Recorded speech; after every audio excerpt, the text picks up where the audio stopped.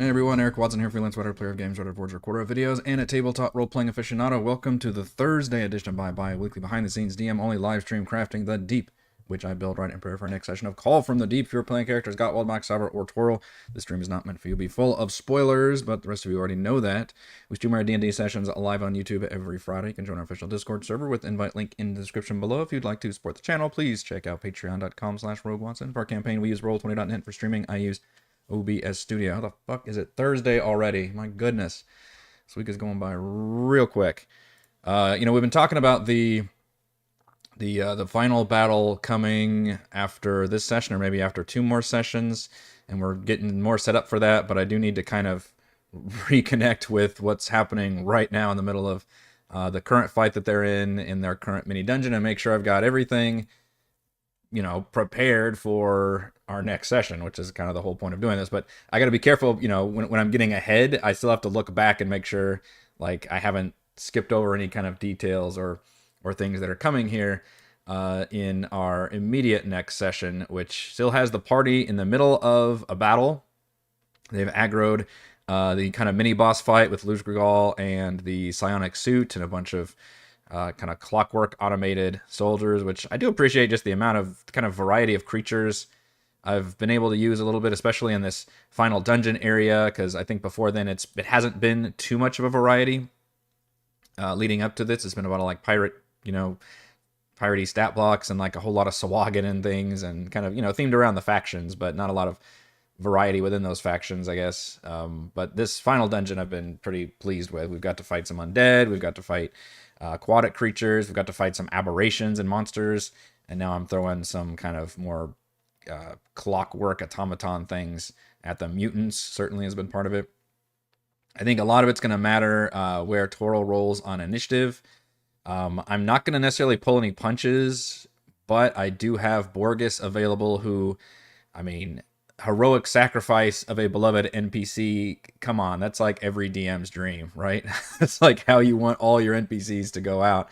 I mean, I wouldn't mind as a player. I wouldn't mind going out that way as a player either. I think that would actually be a badass way to end a player character's story. Not necessarily having not in all the best stories. I don't think everybody on the hero's side gets to make it out and retire to old age or whatever. A lot of them do have the heroic sacrifices, but I know as a player that can be very tricky because it's possibly out of your hands. But in this case, I can possibly script Borges to be involved in some kind of heroic sacrifice here, and he's first on the initiative, followed by Luzgrigal. Again, assuming all could change if Toro ends up rolling like really high in initiative and kind of changing things up in what he does. If I had to presume what he's going to do, it's going to summon Bigby's hand and use Bigby's hand to actually grab Mac and pull him to safety, which I think would be a really cool tactic and a great reversal of how Mac had to save Toro from a very, very similar predicament. One character's like been magically paralyzed and is in dire straits from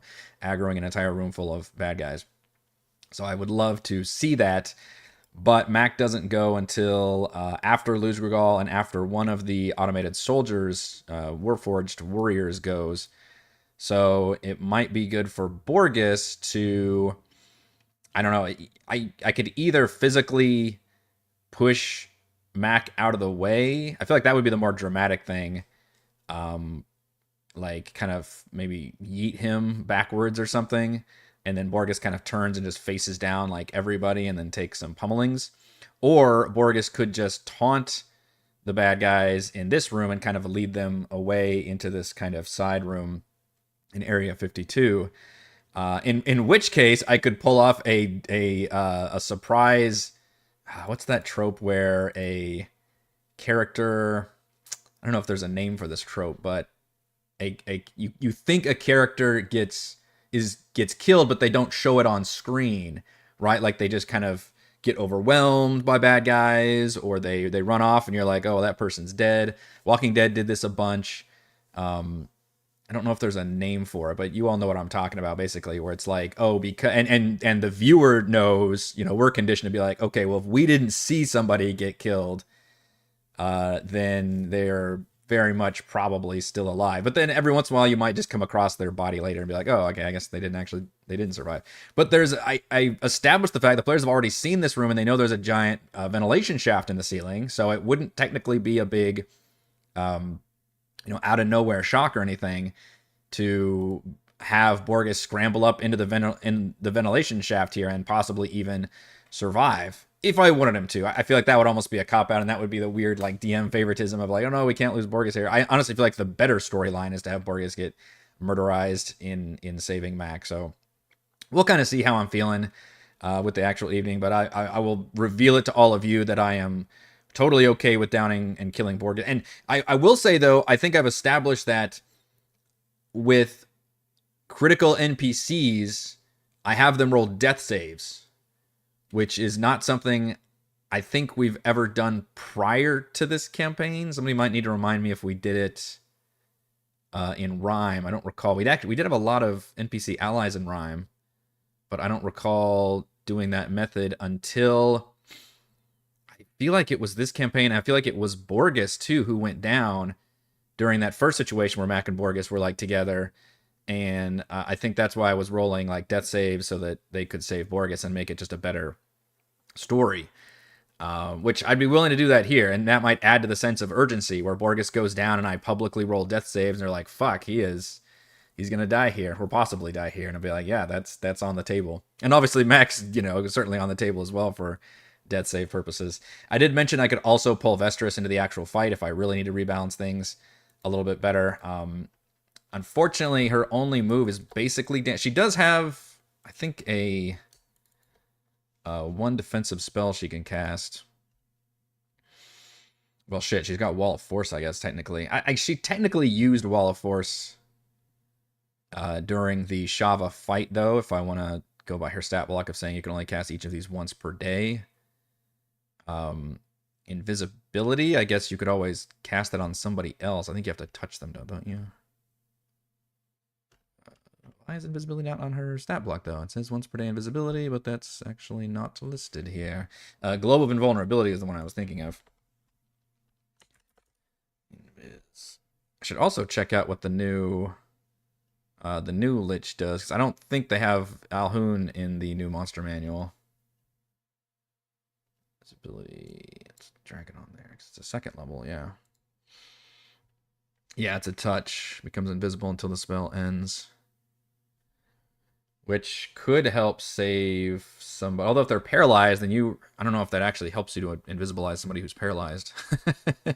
I guess they could sit there and make the save a little more safely, but you're having to still like drag them out of there. Globe of Invulnerability, though. Oh, it is around the caster. 10-foot radius.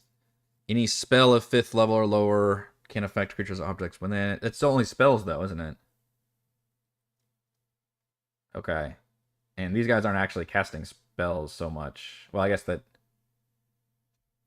I wonder if it does it end spells? Outside the barrier can affect creatures. When the spell is cast using higher level spells, slots spell can target creatures within the barrier, but the spell has no effect on them. So maybe the area within the barrier is excluded from the areas affected by such spells. Similarly, the area within the barrier is excluded from the areas affected by such spells. So does that mean if somebody is currently affected by a single target spell, not an area effect spell, but a single target spell, before you cast the globe, and then you cast the globe afterwards, does that end or suppress the effects? I don't think it technically spells that out. I mean, it was... Once it's cast, then it was cast from outside the barrier. Maybe I'm overthinking this too much. But that could be something she could do, is spring her... She would have to get up close to Max, spring the global invulnerability, and then you could say that maybe that temporarily suppresses and protects while he's in it. But then they wouldn't really be able to retreat because they have to stay next to her. He becomes reparalyzed. I'm not sure how that would work. Or you just say, all right, well, she turns on the jets and starts blasting. She can fire her auto attacks or mind blast or anything. I've been holding back for balancing purposes, obviously, because she's a very, very powerful, CR10 creature that the party has on their side. And I've been saying that she's using her action to basically keep them hidden from Zelix 4. and the hive mind being able to kind of target them with patrols or reinforcements or anything. But maybe an emergency situation, and I feel like that would be one of the things that maybe the party would even think of it like, hey, can you help us? Or maybe I can offer it as a DM where she can be like, I can drop my whatever I'm doing and my hiding mental thoughts thing to help you all, but that might make it so, which between you and me, I don't know. I don't have any planned reinforcements or patrols or anything, frankly, to throw at the party as a consequence. So technically, there really is no consequence that I've thought of. I just did that for balancing purposes. But if she does have to drop it and turn around and help the party fight, it's not like I have anything coming afterward. I guess I could have Zilix 4 like, I don't know, maybe try to target Toril specifically, or have everybody maybe make a save against psychic damage or something until she can get her thing back up. Maybe I can come up with some kind of consequence if she does help the party. I'm hoping it doesn't come to that, and that Toril will help kind of rebalance things in their favor slightly with their flavor. And obviously we need Savra and Gottwald to get the fuck over here. But as I mentioned, they're like over 100 feet away from even being able to range attack these enemies. So it's going to take them like a solid round of returning backwards. And the Mind Flayer gets to go before both of them. So if I can recharge, and I'm playing it pretty difficult here in this late in the game, I will try to get my recharge back for the Mind Blast. I'll roll that publicly as I do. And if I do, then I'm going to Mind Blast them again, and that's going to make it real nasty for them. But that's the way it goes. I'm not going to really hold back on all of this. The big thing I'm still thinking about is if I need to let the party long rest, or at least do some kind of partial rest before we actually go on the last boss fight, again, the 2-stage boss fight, because of how many resources they're having to spend, hit point wise, at least in this fight. Even though this should be the last battle. Technically, they have to kill the Augmenter Brain up there, but that's not going to really be anything, I don't think. And I'm thinking maybe there's a thing where the party can, like, or Vestris could partially restore one of the restoration pods and have that be just good enough where the party can at least heal up to full hit points, even if they're not getting the benefits of a long rest. I think that's probably the best thing I can do. Or it's like you find some, I think we mentioned last time, they find some kind of item cache that is the equivalent of some high powered potions that they can take, which they will like immediately have to down or something. One of those two solutions is what I will rely on versus letting them just straight up long rest, because I just don't think the timing and the pacing works very well this late. And we also mentioned the fact that they didn't long rest that long ago, I think, right? They only leveled up to 12. Let's see, on session 62, and well, I guess that was a little bit ago. Now we're starting session 65, so that was, again, although we do shorter sessions. And I think, depending on how long this fight goes, we may have to spend another 2 sessions in here. I don't see the need to rush anything. I could see this battle taking a while. I mean, there's a lot of hit points worth of bad guys here that they have to deal with. So we may end up spending the entire session just fighting this battle. And then the next session will actually be to go and unlock this door and then enter the control room, which they'll need the head of Luzrugal in order to unlock it, which is the common, what is it called? The control room, which says, Qualith and control panel can be interpreted in the same ways like Qualith door lock, DC of 28. Creatures use the control panel can initiate the following, which is poison gas fills every room in the lair, mass unlock, all doors in the lair unlock, lockdown, all of them swing shut and lock, alarm, or check to see where the augmenter brains are, which there'll be a fun readout there where they'll be able to see that. Mainly they'll be able to unlock these doors to the generators and to area 46, because I think there was originally supposed to be the control panel in the prison room, but I'm going to move that into the control room. So it's going to be open and close individually using the control panel as you understood like a Qualith door lock. All right, so just put one of those locks in there. Where we've got Kazan, a Gith, a Choker, and a Grell Psychic. And I will probably, with a good enough intelligence check, allow the party to open and close individual doors. I guess I need to settle on what the kind of the DC is for that. Versus The only option you have might be to unlock all the doors, for example, if you want to unlock them, because it's just too complex of a system for you to figure out. So maybe it's like if you roll like make like a DC 15 to 19. So if it's less than a 15, you can't figure out how to open the prison cells at all. If it's a fifth, which should suck. If it's 15 or higher, 15 to 19, then you can unlock all the cells at once is your only option. And then if you roll maybe a 20 or higher, or maybe I could make that a little higher, like 22 or something, then you can unlock individual cells and thus not unlock some of the more monstrous ones. And the Gith I mentioned has the tadpole implanted, courtesy of shout out to Baldur's Gate 3, and would be pretty fucked up. I guess I wonder if the original one doesn't have a Gith in there, does it? It does not. I thought there was a Gith prisoner somewhere else. Maybe it's on the second floor that I'm not using. Let's go through the second floor. Thank you, Captain Mike. Appreciate you. It's a mutant. Jessica's Chambers. Dimensional Shackles. That could be interesting, actually, if Kazan's has Dimensional Shackles on him. Safe. Gith pens. There we go. 3 stunned Githyanki warriors are trapped in the cage. One has an intellect devouring its skull, while the others do not know. If released, the devourer inhabited Githyanki tries to lure the characters in the Githyanki chambers occupied by mind flayers.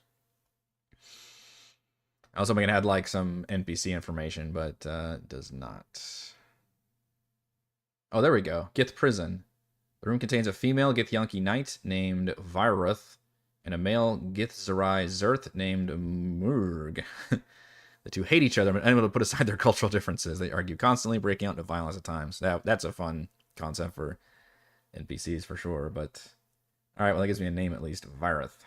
We'll go with the Githyanki knight because I think that's the stat block I have in there. I'm basically just going to do Lae'zel, I guess. Somebody who's very surly and angry and passionate about killing mind flayers, who would not at all mesh well with the mind flayer Illithid. That would also be a case where a classic like BioWare or Obsidian party member situation where they're like, no, these two are not compatible together. You will have to choose one or the other, basically. Or maybe, I guess you could roll like a really, really good persuasion check and be like, look, we all need to join hands and sing Kumbaya until we can defeat our enemies completely. However, none of these characters will have water breathing capabilities, so I don't know how well they'll be able to join the final fight. Perhaps the party can share some of their potions of water breathing, which it'd only take, I guess, one potion to be able to actually join the final fight. But I mentioned I don't actually even have a stat block for Kazan ready. I'm not even sure if there's one I can just use from like, because I really don't want to turn him into a DMPC at all. In fact, maybe during the last battle, I wouldn't even run him as an NPC. They'd just be like, all right, they're going to generically help. And maybe they can reduce the numbers I've got. Although more than likely I've already got my balance set up, but he can help like in some other ways, and I'll figure it out. But I don't have him like, I don't actually want him to join the party as a full blown. And same thing with Vestris to an extent. Also, I wasn't going to have her join the battle in a full blown thing. I was going to have her do something else during the fight, like also taking on different minions, to where we can, very nicely just have the players involved. And I guess Borges kind of is a different deal. Borges is weak enough and more in line as a sidekick that I can just kind of run him as just the one action thing. Like, it doesn't take, it's an easier thing for him to run, assuming he survives as long. But there's other characters that are more complex and are more like straight up, player characters at that level. I don't think we need to run those as actual combatants in this coming battle. I think that would be a little too crazy. The only other thing they can do, which that could take up a decent part of that session, I think, is setting it all up, figuring out what to do. I can have the Tritons contact the party during that moment as well, and say like, hey, we're engaging in a fight. Reinforcements. This is whatever, Harley and Kish, and we brought Commander Gillian, and we're assaulting we noticed the Elder Brain has been acting. The Kraken's acting erratically. and has been kind of, I don't know, acting like a drunk or something, like stumbling around. And we took the initiative to bring the battle to it, but obviously it's still very powerful and it's got a bunch of minions attacking. And if you're alive out there, we need your help, yada yada. So that'll hopefully give the party a sense of urgency. That'll trigger once they take out the fourth augmenter brain, I think, or maybe even before that. Maybe the elder brain has been fucked up enough where it's still kicking ass, and then maybe by the time the party destroys the augmenter brain, the fourth one, then that's what really starts the Kraken like being able to make those saves and not kill as much, which makes sense why when the party makes it up there, they've seen that a lot of the Tritons have gotten their ass kicked, but they haven't been wiped out or anything thanks to the party's efforts here, I think. They can technically destroy these generators, which, oops, we're on the second level. 45, but I don't think at this point it kind of matters since I locked this room till the end. If this were like a heist type mission, it'd be cool to be able to find this early and fuck up the whole building, but after here, we've already explored the whole building, basically. But you can destroy these psionic generators that provide power. I think if one gets destroyed, or you can actually deactivate it with a good check, I think. Yeah, DC 20, investigation check followed by a DC 20, dexterity check using thieves' tools. Destroying or deactivating both generators plunges the layer into darkness and unlocks all the door locks. Which, again, I don't think matters at this point. You can also destroy them using brute force, but they literally explode and do a fuck ton of damage. 18d10 force damage. And if you destroy both of them, it rips a portal into the astral plane. I'm probably not going to do that, though. Because we've already got the portal to the astral plane coming in the finale. Treasure-wise, I don't have... And what's weird is the original one doesn't have treasure in here, and yet the artist that did this map put a bunch of treasure-looking stuff in here.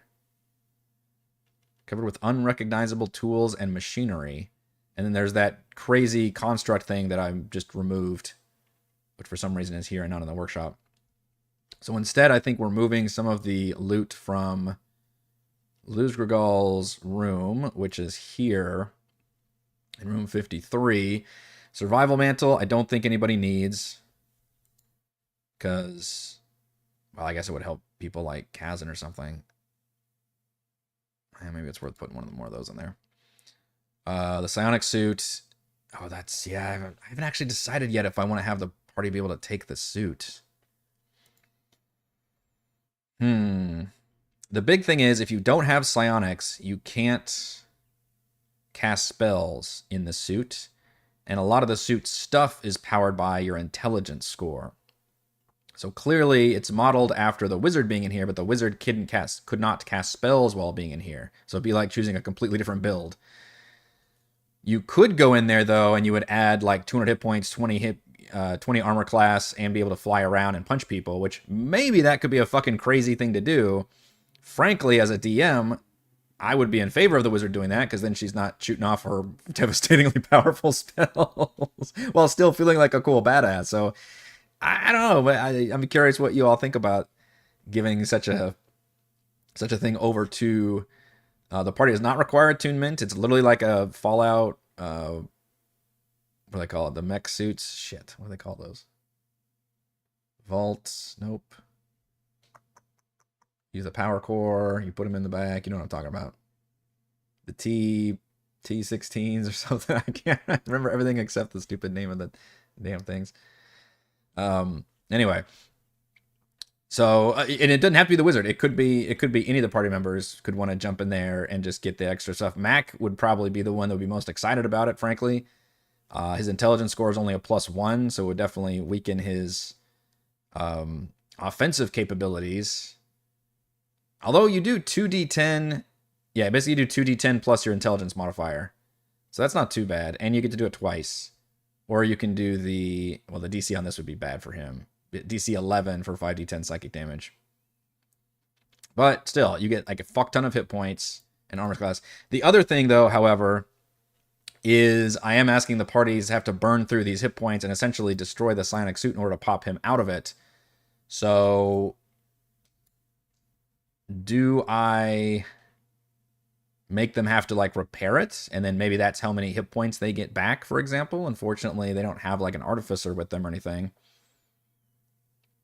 requires of just to use the psionic items. I kind of like that this doesn't necessarily say that, but it does say you in order to be able to unlock all of its abilities, you have to be psionic, which is to add your proficiency to the D20 rolls. And oh yeah, so that's true. You wouldn't actually be proficient with the damn thing. So because normally during your attack roll, right, you get to make your it's a D20 plus your proficiency plus your appropriate modifier. Well, in this case, it's saying, hey, the baseline is only your D20 plus your intelligence modifier, and then you only get to add your proficiency if you actually have psionic. So you would straight up have a 2D10 plus, or sorry, a 1D20 plus 1 if you're Mac to hit. So that's a huge debuff. You don't get like the plus 4 or whatever, and plus you don't have your giant modifier there. So definitely weaker offensively. So it's an interesting trade-off for sure. But you gain the ability to fly, you would get better AC and hit points.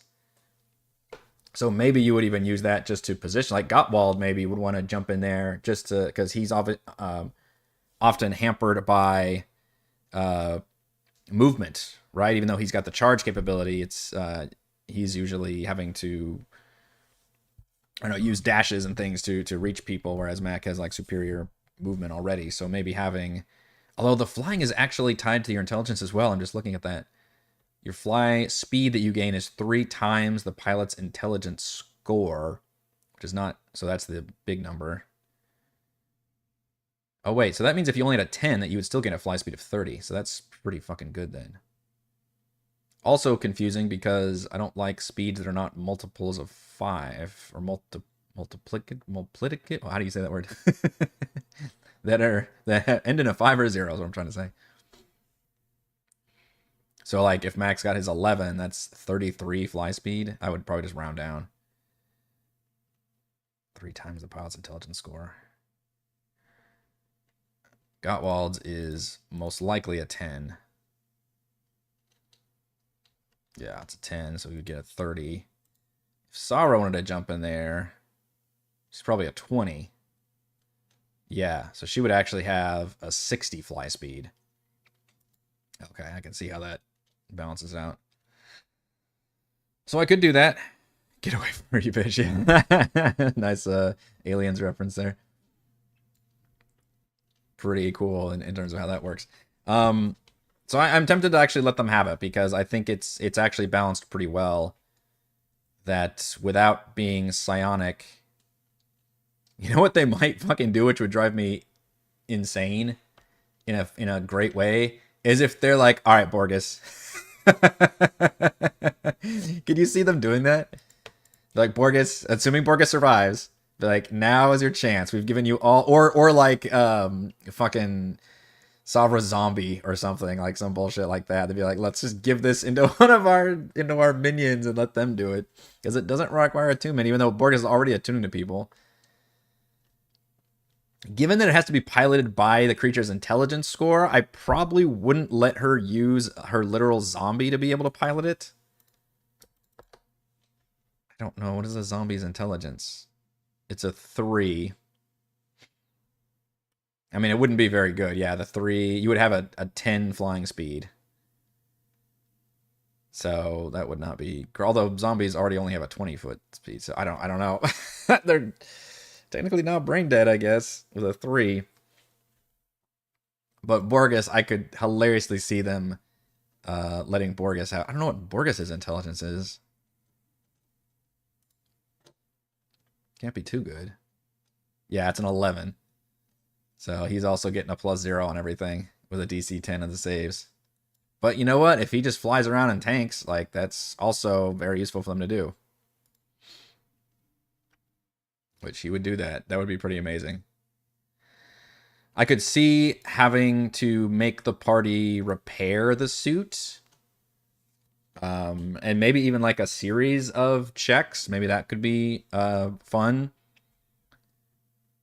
Probably just, gosh, what's a good check for repairing something? Is it just straight intelligence at that point? Intelligence or possibly investigation? I feel like I need to crack the book open and remind myself of these specifics of each of the stats in their checks. That's room 53. So that could be considered treasure in the room. Suit needs to be repaired. Can be used again, which will basically be during downtime for the party. They could short rest, and also I think I'll give them some loot where they'll be able to heal up their hit points. So maybe they won't even need to spend hit dice. Let's see. Maybe like 4 checks, and each check could possibly restore up to some amount of hit points if it's successful. Or maybe even do like a range. Like if you roll between this and this, you restore this many hit points. It's got a max of, I'm saying, 200 hit points. Well, not I'm saying, that's what the suit says on here. I'm not sure if I even want them to be able to do 200 as the ceiling. So I need to figure out what the ceiling is, and I guess calculate it from there. Maybe the ceiling is like more like 100 hit points. And each check could add up to, we could do like four checks, and each check could potentially give them 25 hit points for a max of 100 hit points. That sounds pretty reasonable, because it's like hella damaged. Plus, I think it's fine. Maybe you all would disagree with me, but I especially think of from video game RPGs where like an enemy using an item or the enemy themselves are like way more powerful when you're battling them versus when they join your team. I'm thinking about like Magus from Chrono Trigger and, you know, classic villains who turn to heroes. And it's like, well, wait a minute. Where's all your awesome moves and stats and things? Like you're suddenly balanced to be a party member. Or same thing with like a magic item. Although for the most part, I think D&D magic items, we do play it pretty fair. But I think it's fair to say that, you know, Luzhugals was obviously going to be way better at doing this than the party. And plus, they have just battled and like partially destroyed the damn thing. So I think it makes sense that you would not be able to fully restore it up to all the hit points it has. And we may end up fudging these hit points anyway, depending on how this battle goes, because 200 may just be too tedious for the party to make it through. They may be just unaware of how powerful this particular creature is. In fact, is 200 just insane? And it is what the Psionic Suit says. What is, for example, an Iron Golem? So I feel like that's a very, very difficult stat block and pretty high level. Iron Golem is a CR 16 and has an average of 210 hit points. So that is a definite boss battle for this group.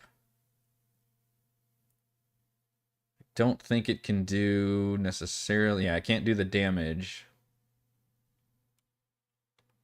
that an Iron Golem can do, and doesn't have all of its defense. So it's not quite as good, but I am giving it the AC and basically close to the hit points. So we may end up lowering those hit points a little bit anyway. It may be closer to like, I don't know, 150 or something, but hit points, again, are the things I can mess with on the fly as needed. So, are we thinking intelligence? Let's see. Suit. 4 intelligence checks. And then I feel like if you make less than a 10,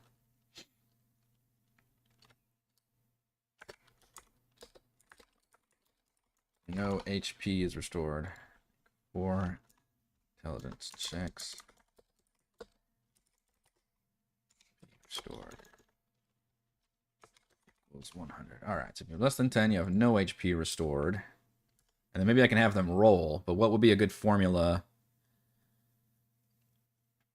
What gives me a max of 24? 4d6 plus 1 would be one formula. Otherwise, I'd have to go 3d6 plus 6.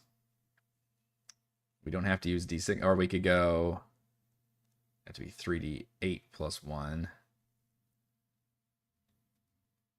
That's a pretty big range. If you make between an 11 and a 14, I'm gonna use d10s, I think. D8s is probably the most appropriate. So maybe you roll. Let's see, 1d8 plus 1. If you can do between a 15 and a 19, then you restore. Unfortunately, I still have to do plus 1, I think. Or maybe I could do like 1d8 plus 3, 2d8 plus 2. Or if you roll a 20 plus, then you restore 3d8 plus 1. Does that make sense? So you can't do more than 25 hit points. And you would do a series of 4 of those checks. So you're rolling maybe like 8 for that one. 2. Oof, not much better. I'm rolling weirdly low, I guess. And the other one. Maybe like close to 10. 8 plus 1. And then you're doing more like 15. Chances are they're not going to be able to roll maximum. But I don't want them to roll more max. Okay, so that would be like 15 hit points. So if you did, I mean, if you were able to roll a 20 plus 4 times, which is not. So odds are they're probably only going to be able to roll. I guess you could have Savra do it, and then she probably would be able to make a 20. That's like a 3d8. Well, let's do the average. Let's do the middle one twice, which would be 4d8 plus 4. The top one would make it 78 plus 5. And that one would be 8d8 plus 8. That would be if you made... That's 4 rolls. 1d8 plus 3 once. 2d8 plus 2 twice. And 3d8 plus 1 once, I think. 3, 4, 5, 6, 7, 8. Yeah, it would be 8d8 plus 8. So that's an average of about 50 hit points. Which feels a little bit low. But, I mean, it's still a 50 hit point suit, I guess. But that's, I don't know, that's how I could do it with having it, the ceiling, the absolute best. Or I have it to where they don't make rolls, like, because they're already making the 1 roll. But I think it's kind of fun for them to be able to roll and then roll to see how many hit points they make. But that's just in case. So you'd have to make a really good roll, and you would have to just get lucky on the roll for the hit points in order to actually get max, the max hit points possible.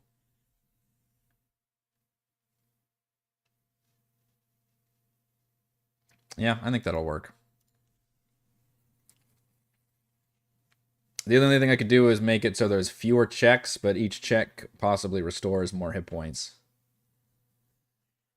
It needs to be prepared for him used again. And then I could just give him what's written here, I think. I don't think there's anything crazy. It takes an action to enter. Which I guess it takes a full action to leave, which kind of suck.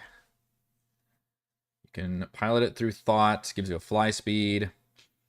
I guess I'd have to edit this and change the current hit points. So I'll have to make a note of that. But then, yeah, you can take 2 attack options, both of which require an action. Make 2 gauntlet attacks. Any ability check. Now, that's a big one, though. Any ability check or saving throw made by the suit is a bonus equal to the pilot's intelligence score. I may delete the proficiency bonus. Oh, I see what it's saying here. Just plus the... Okay, it's just reminding you, I guess, that you have the proficiency bonus. I should rephrase that and say... the pilot can add their... It's also intelligence score can't be right. It has to be modifier. All right, let's go ahead and change that.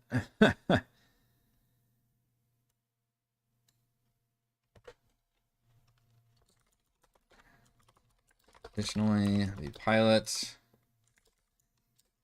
can add their intelligence modifier to every ability check and saving throw, which is huge.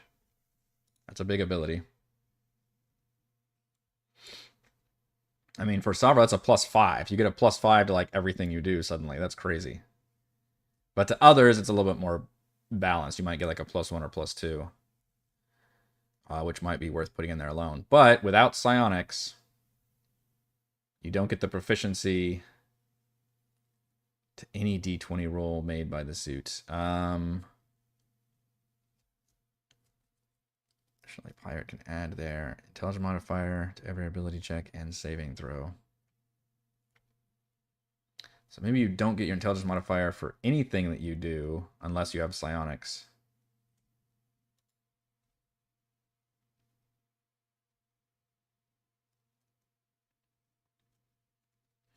That's important to note too. A pilot with psionics adds a proficiency to any d20 roll made by the suit.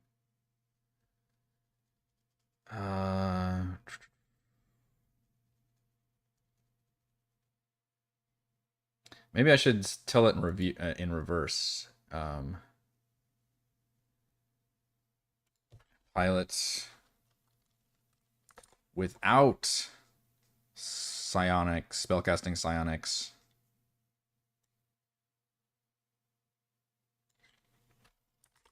do not add their efficiency bonus to any attack rolls. Let's see, design their efficiency bonus to any attack rolls or like physical ability checks. So I guess you would still be able to be targeted by. The other interesting thing is I've made it so you can't be targeted while you're inside of the suit. So maybe it doesn't matter about mental saves. Because that's the other thing is they have to go through the physical hit points as well.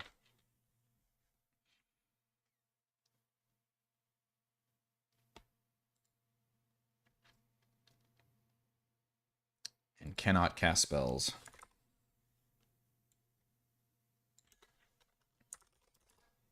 Okay, so pilot without spellcasting psionics does not add the proficiency bonus to any attack rolls and cannot cast spells. So that's the big womp womp part of the magic item, I think. Do you still get your intelligence? Do you still get the proficiency bonus to your saving throws and ability checks, though? I do not know if I want to do that. I guess you'd still use your own saves and stuff. Yeah, I'm going to include that. 20 ability attack rolls, ability checks, or saving throws.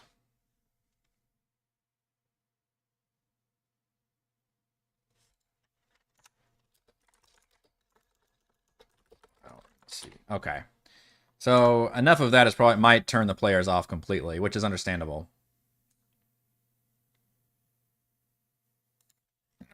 Put a thing in there to remind myself.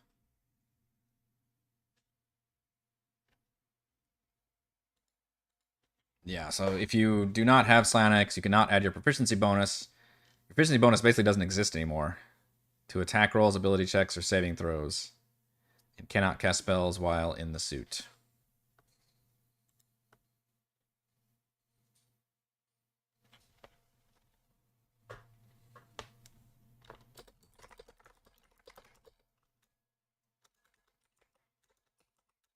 I should mention the pilot has total cover while inside.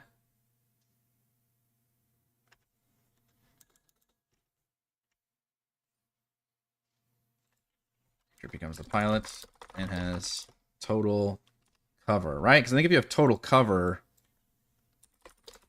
is that the phrase I'm looking for in terms of being targeted?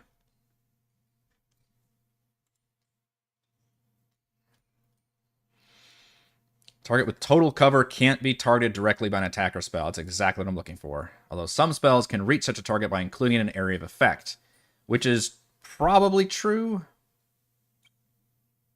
I mean, that's true of the rule, but like I'm trying to think if that's if they actually would be like if it was a it's actually a good thought. If it's a lightning bolt spell, can they still be targeted, or does the psionic suit just block all that? What do we think?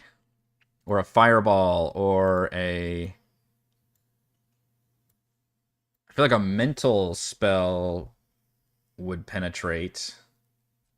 Although it wouldn't hit the sonic suit, but it could hit the pilot. It just kind of leaves it up to the DM, doesn't it? Some spells can reach such a target by including an area of effect. Yeah, I guess it's up to me. You could also maybe make an argument for gas type spells, like a cloud kill or singing cloud or something that would be able to get through into the pilot. But I think just like physical elemental spells, I would probably rule you would be protected.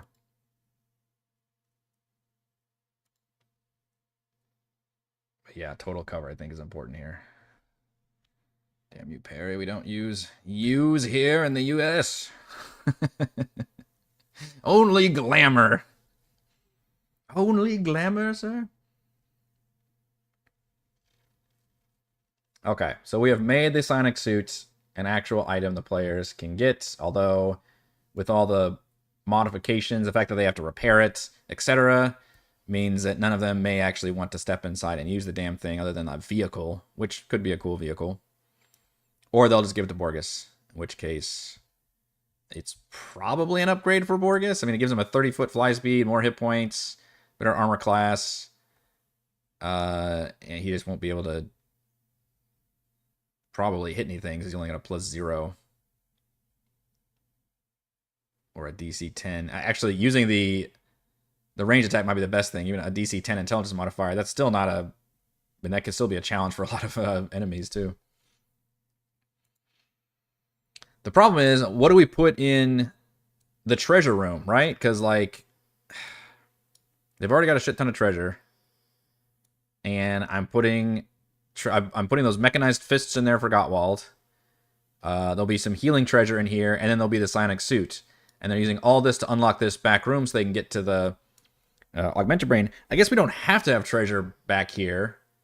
It's just a shame that I'd almost have to fix, like, the artwork and replace it with just a lot of kind of, I don't know, like the art object style loot, the kind of loot that's like, hey, here's stuff that's worth money, even though it's not, you know, you don't really give a shit. Or at least my party especially just does not give a shit about loot that's not magic items. Like, they really don't. They're like, all right, whatever, throw it on the pile, I guess. At one point, I think even, was it Chris or somebody had said, like, yeah, like, gold doesn't matter now. And I'm like, okay. Technically, I guess I get what he's saying. It's like playing it like a, you know, like an action RPG or something where gold is like everything just serves to give you magic items that make you more powerful. But I think there's an argument to be made where, like, hey, some people want to have money to be able to go do other things with their characters, make some investments or purchase homes, or I don't know, just fun to have a lot of loot, I guess. But my party, not so much. I don't feel like giving them Mind Blade stuff. Like I said, we could have a survival mantle. Definitely don't need a wand of lightning bolts in there. The only thing I was thinking I could do is the ring of spell storing. I think we mentioned that one time. And have it maybe even include some spells already in there, as if I need to give the party more spell. I mean, they've already got the Staff of the Magi, which is everything they need spell-wise and more. So it's possible I'm overthinking this and just like, you know what, the loot was in the other room. This room, even though it's protected by a lot of, I mean, you picture if it's a, you know, like a heist building or something where it's like, oh, here's the room that took all these extra security measures. Like, of course there would be some treasure in here. But you could also argue that, like, well, they would just be using anything that was particularly powerful anyway. So maybe there's all these extra mind blades that are in here.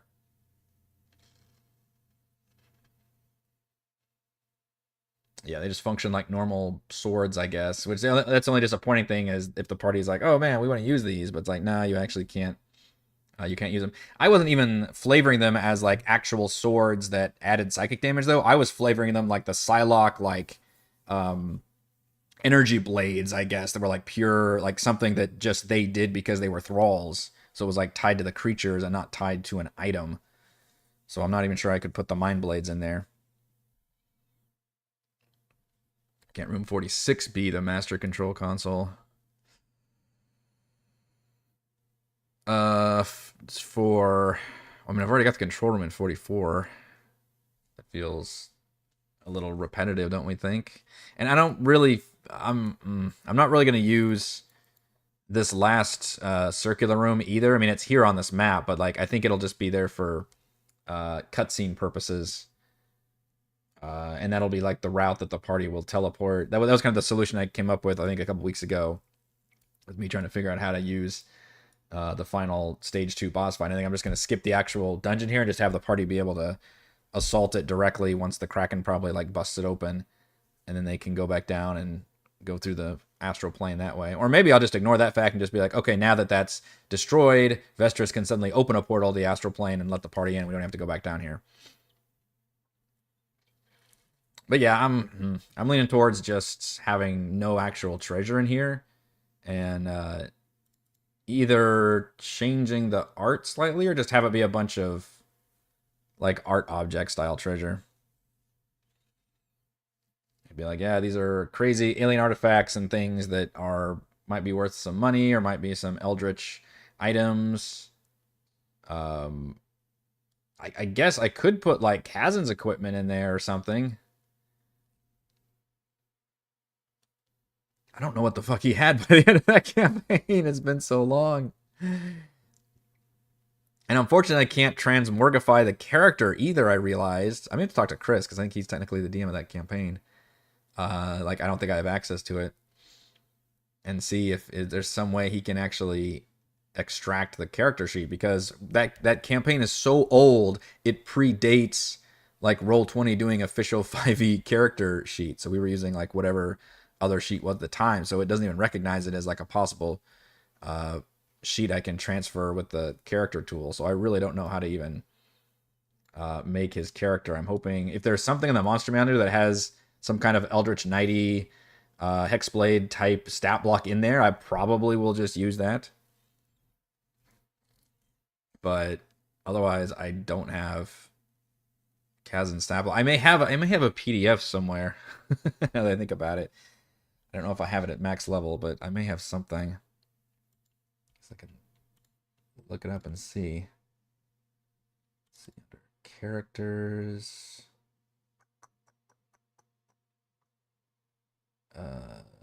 Okay. I have Kazan level 8. I don't think that's... What do we make it to by the end of Storm Kings? Wasn't it like 11 or 12? Maybe I stopped backing up his character sheet at some point. I have one labeled...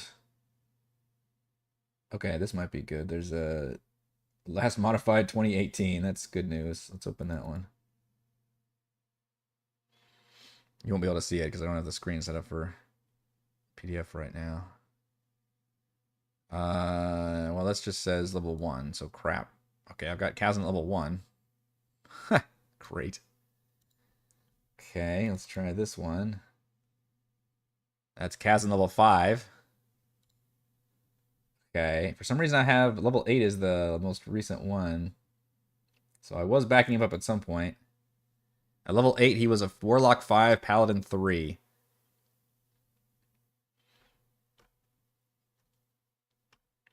And this also predates the Hex Blade, so I had to pump his strength up.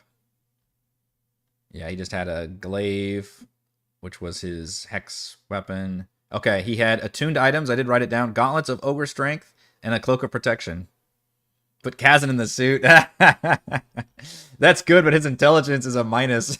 He's actually not smart because of Warlock. So that's a weird thing. When I was playing Baldur's Gate 3 and I was running into this problem. His whole thing was like psychic. You know, he was like a Jedi, right? He was doing like psychic mind trick and stuff, which is through detect thoughts. But the problem is in Baldur's Gate, at least, detect thoughts only used intelligence instead of your spellcasting modifier. And I had to dump intelligence, like many player characters do, because as a warlock, I had to have charisma, and then I upped his physical stats because he was a physical hexblade. Although I guess the hexblade now, they actually have one that lets you use charisma for all your stuff. So I guess I could kind of respec and up my intelligence. But I was annoyed that I couldn't just use charisma for the psychic stuff. Yeah, I think he just had a regular... I don't know if he had like a +1 glaive or something. Let's see if I can reverse engineer it. His attacks... Is a +7 attack bonus. So no, it's not a plus, because he had a +3 efficiency and a +4 strength. So he did not even have a +1 glaive at level 8. Sad. I feel like he must have gotten one at some point. Pact of the Blade is all he had. because he was um which I guess Pact of the Blade was your thing, or he was the great old one. That's right. That was the starting things. He had the mind powers. Eldritch Blast, Dissonant Whispers, yeah, Gauntlets of Ogre Strength, and a Cloak of Protection was this whole deal. I guess I could put a Cloak of Protection in there and be like, that was Kazin's cloak. You bastards. But yeah, that'd be pretty funny to put some equipment in there. And maybe like the Githyanki sword, I guess. Maybe it could be something. That might be a good excuse. Just put the captured people's equipment in there. Yeah, so like this broadsword that looks at Gith and stuff could be in there. So none of this stuff, I mean, I guess the Cloak Protection is technically magical, but probably not worth an attunement slot for them. But that's probably what I'll do then, is put like their equipment in here, along with just some other like random crap. 46 at the break room. You know, the break room I was using was Area 58, actually. I was reflavoring that one as kind of a break room because I had the restoration pod in there, and I just thought it was funny that all these mounted skulls and heads would be a super creepy area. Could be reflavored as like how the mind flayers like want to relax. Just seeing a bunch of severed heads everywhere. But I'm glad we both thought of the break room thing. All right, I think we're pretty well prepared. I think it'll probably take us a full 2 sessions before we actually get to the final fight. Because I think this big fight, unless we manage to get through this fight remarkably fast, and then do everything I want to do in the control room and then the prisoners, then maybe we could do it all in 1 session. But I'm kind of preparing this to actually take 2 sessions. Or if any, and then anything, the second, the first session can be doing this fight, and the second session can be starting this area over here, and then the next session can be finishing this area, and then maybe even doing the cutscene, starting the ruins battle, and then stopping it there, and then doing the first stage, boss fight. So it leads right into there. So we have a full session of just fighting that battle, and then we'll do another full session fighting that battle. So I'm still looking at doing 4 more sessions, I think. But we'll see again what the schedule is, because I think March gets kind of screwy. I think the next 2 weeks should be okay in terms of everybody being here. But then after that, it gets a little dicey in March with people taking some time off. And unfortunately, as we get down to the boss battles, I really don't want to go without a player. So it may actually take us a bit longer to get everything to end this campaign. So that's just real life getting in the way of what really matters, which is Dungeons and Dragons. All right, I think that will do it for this Thursday edition of Crafting the Deep. If you enjoy the content, as always, please check out patreon.com/Rogue Watson. Shout out to platinum patrons Joe, Will, Thomas, Dan, Brennan, Zenicider, Eclectic, Roleplay Roll, Christopher, Corey, Big Nut, John F, John L, Nathan, Chris, Counselor, Andrew, Stephanie, Jason, Lovey Spuds, Warden, Harold, Unimo, LC, Tom, the Eating the Dogs, Caleb, Marcus, Nuggy, Hugo, and Yi, and Gold patrons, RPG, Peppercrafts, Pretty Boy, and Yuma, Lizard Lounge, Jerome, Nathan, Pascal, Tortoise, Scott, Rufus, Jerry, Glenn, and Mark. Thank you all very much for support. I will see you for D&D tomorrow.